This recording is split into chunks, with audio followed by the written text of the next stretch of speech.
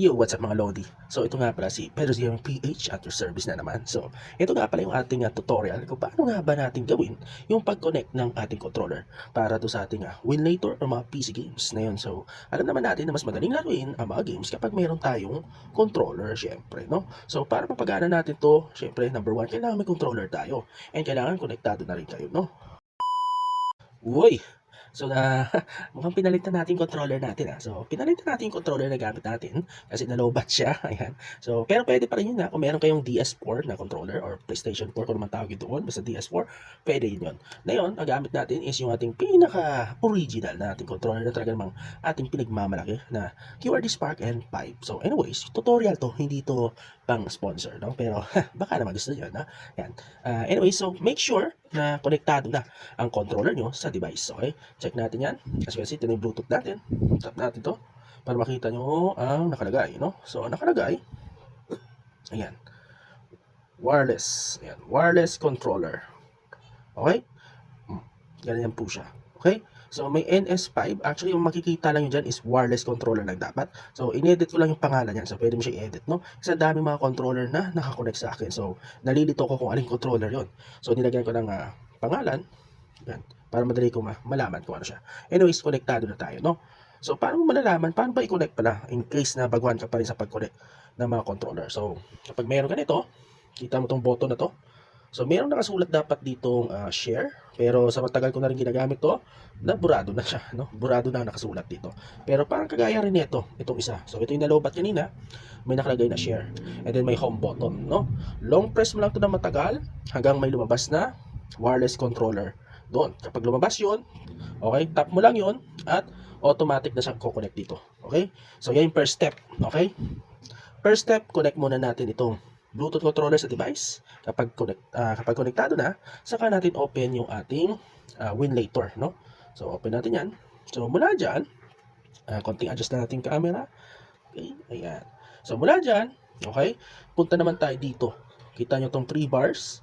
Ayan. So, medyo nahirapan sa focus yung ating camera. So, tap natin tong 3 bars. Ayan. Then, mula dyan, may makikita tayong, yan. So, ulitin ko lang ha. May makikita tayo nito. Tap natin yan. Tapos hanapin mo tong input controls. Ayan. So, yan na siya. Okay, ganito ang makikita nyo, no? Ayan po siya. So, anong gagawin natin? So, gagawin natin, tap natin tong plus sign. And then, mula dyan, tap mo na yung pangalan. No? Kahit anong pangalan gusto mo. For example, controller. Lagyan na natin ito. Controller. Yan. Okay na yan. Tapos yan, click mo na yung okay. Yan. So, nagawa na natin yung folder. Once na lumitaw na yan, ibig sabihin, ito na. Dito na tayo papasok, okay? Kailangan may lumitaw na ganyan, ha? Lilitaw lang ang ganitong logo, o itong nakikita nyo na yan, kung konektado na tong ating controller, no? From Bluetooth device, kung konektado siya, saka siya lilitaw. Kapag hindi lumitaw yan, ibig sabihin, yung Bluetooth connection mo is palpak. So, kailangan mong balikan yun, okay? So, anyways, ito na siya. Tap natin to, okay? Tap. Ayan. So, mula dyan, as you can see, manual natin siya. Kung familiar kayo sa key mapping, so medyo may pagka ganon siya, no? May pagka ganon. So, gagawin natin, ayan, kung napapansin nyo, wala siyang masyadong laman, empty siya. So, mula dyan, mga boss, no? Ang gagawin nyo, kita nyo to, itong mga triggers, ayan. Ang gagawin mo, tap natin itong isa, tawag natin dito is L1, L2 naman ito, ito naman yung R1 at R2, okay? So, try natin yung L1. Ayun, kita nyo, may lumabas. Ayan, so ito ang lumabas. Kita nyo yung L1 na yan sa taas. Yan siya. Ito yon yung pag-click natin. Ito yung L1. Okay? So, dito naman tayo sa L2. Try natin L2. Ayun, lumabas din. So, mula dyan, kung napapansin nyo, keyboard ang nakalagay. Yan. So, kailangan natin gawin yung gamepad. Okay? Kasi ito, hindi naman mukhang keyboard ang hawak natin, di ba? So, kailangan gamepad ang nakalagay. So, paano yon? So, tap mo lang to. Ayan, may lilitaw na gayang options. So, hanapin mo or click mo tong gamepad. Ayan, kita mo yung gamepad. Ayan, tapos ito rin isa. Gamepad. Gawin mo rin gamepad yan. Ayan, so, ngayon, ang nakalagay dito, button L1. Pero nakasulat dito na mas kabila is button A. So, kailangan akma. Okay, kung button L1, dapat button L1. Kung button L2, dapat button L2 ito. So, paano natin gawin yan? Madali lang. tap lang din natin to. And then mula dyan, hanapin na natin yung, mali, sorry. Hanapin na natin yung, ayun, button L1. So, hanapin natin yung button L1. Okay? Button L1. Ito siya. Kita ba? Button L1. Tap natin yan. And then sabi naman dito, button L2. Button L2. Hanapin naman natin button L2. Ito siya. Ayan. So, yan. So, dito, sa kabila, R1, R2. Click naman natin to, ha. Click natin R1. So, R1 siya. Ito, R2. Ayan siya. So, mula dyan, alam mo na kung ano gagawin mo dyan. So, hindi ko na kailangan ipakita sa inyo yan. Ngayon, may mga parts dito na medyo mahirap. No? Unahin natin yung pinakamahirap. Na sure ako na hindi nyo magigets to. Ito na to. Ito. Siyempre, joystick to. No? Paano yan? Di ba may up, may down, may left, and right to? So, ang tawag dito, okay, L joystick o kaya thumb. Basta left stick siya, basta left. Ito na may right. So, try natin kung anong lalabas dito, no? Kapag na-click natin to. So, try natin yung pa-up. Ayun. Ang nakalagay naman dito is access Y plus. So, di ba? Medyo mahirapan kayo. Saan yan? So, para hindi kayo mahirapan, unahin nyo agad to. Okay? Kasi ito, at mga ito, medyo madali na lang yan. Dito kayo mahirapan kasi malilito kayo. Okay, so tandaan nyo, kapag hindi nyo maalala kung ano itong access Y plus, kung hindi mo na maalala kung saan yan, tap mo lang ulit to, press up mo lang, ayan, nakikita mo yung liwanag na yan, ayan siya. So, lilitaw siya. Mayroon naman nakalagay dito, move up, move right, ayan, ito yung right niya, ito yung move up, ganun siya. Ngayon, again, gagawin natin gamepad yan, ha, gamepad.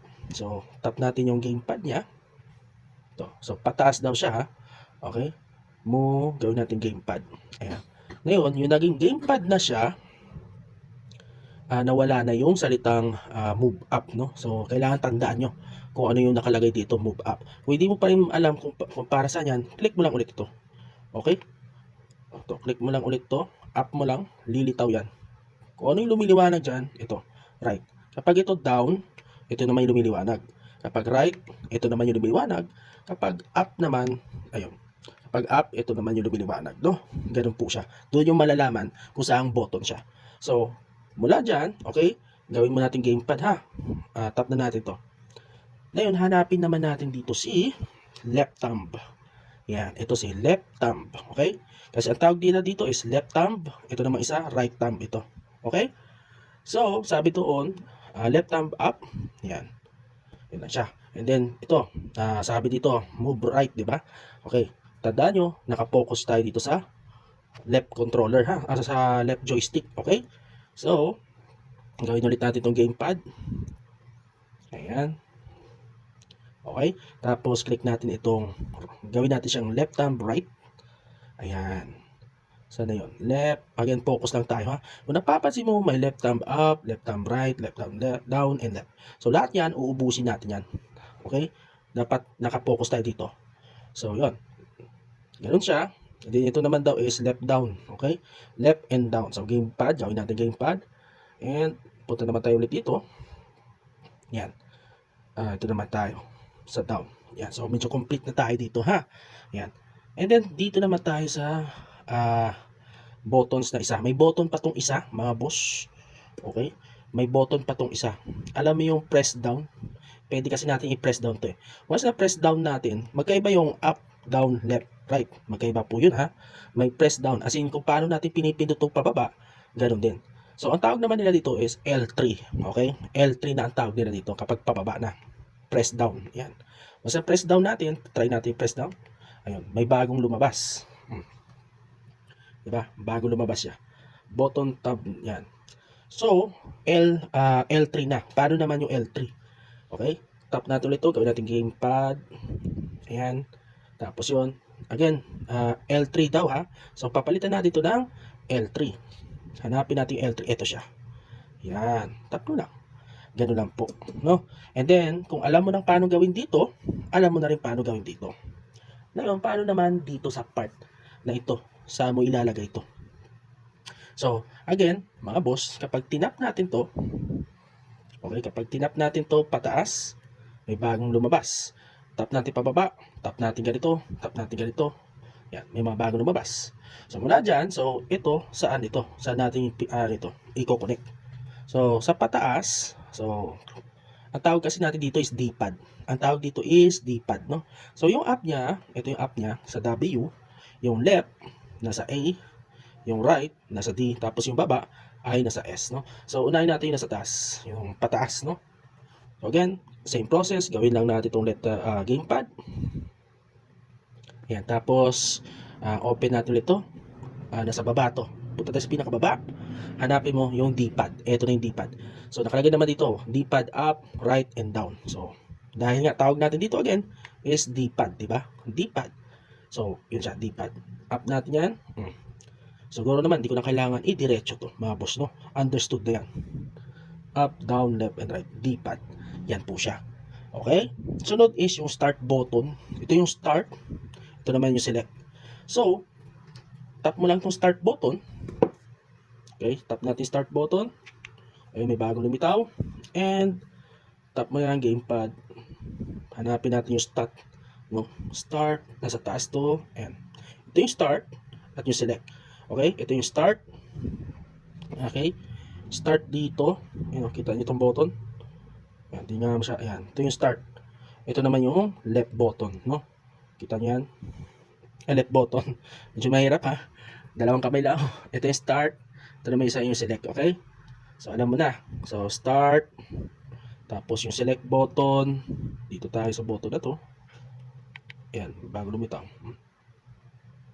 Gamepad. And gawin natin yung select button to. Yan. Okay. So, yan yung tutorial natin ha. Hindi ko na i-diretso to lahat. Boss, no? Or diretso pa rin natin. Siguro dito na sa part, no? Ngayon, dito naman, kayo na bahala kung anong gusto nyo. Usually, no? Ito. So, try natin to. Ito. Yan. Ito kasi, usually, ang mga tawag nila dito is A, B, tapos yung Y, tapos X. Ganun siya. Minsan yung X nandito, yung Y. Pero again, kayo na bahala kung anong klaseng pag-connect yun dito, ha? A, B, tapos X, Y.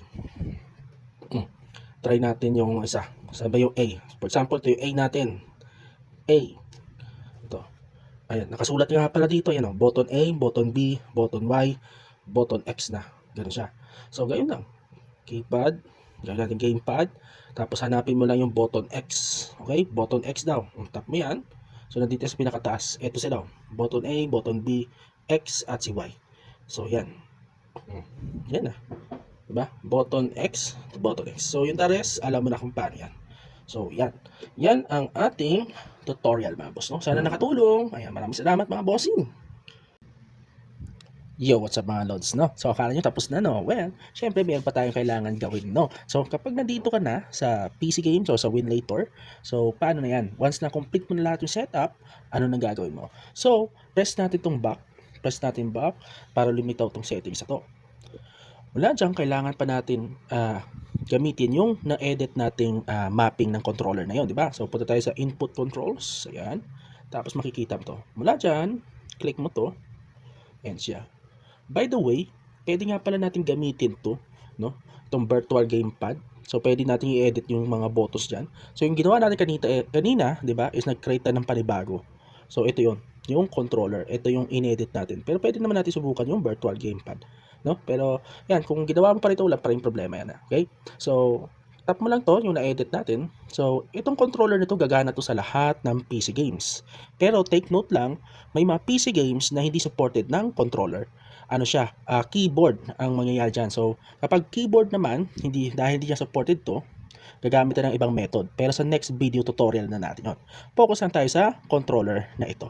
Kasi itong Dragon Ball Sparking Zero is compatible sa mga controllers to. So, pwede siyang gamitan, no? So, tap lang natin to. Ito yung ginawa natin kanina.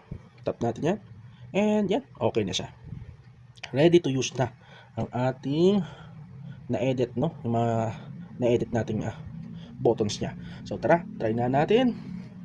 Pili tayo ng Goku. Mabilis ang laro lang. Yung batang Goku. O yung Super Saiyan, ano. Okay na to. O yung black na lang, no? Yeah. Anyways, mabilis ang laro lang to, ha? Medyo mahaba ng tutorial natin. Kaya, gawin na natin to. So, kakampi ko si Lord Beerus, no? Yan. Kakaroon. Kakarot, I will defeat you this day. Oh yeah. Ako, lupit nito mga boss. Pwede ito touchscreen kung gusto nyo. Pero mas recommended ko talaga na may controller kayo mga boss, no? Bug! Yeah! Bug! I need to get my act together. Uy, di tinamaan sa'yo.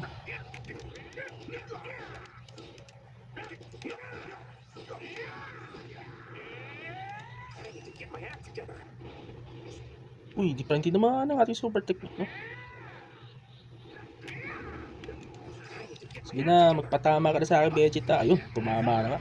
My circular Oh, ha? and the way you fight. Lupit. Ayan. So, again, Dragon Ball Sparking Zero yan. So, available yan sa ating tutorial, no? Sa mga gusto. Anyways, hanggang dito na lang tayo. Maraming salamat sa panonood nating tutorial. Hanggang sa ulitin. Thank you, mga bossing.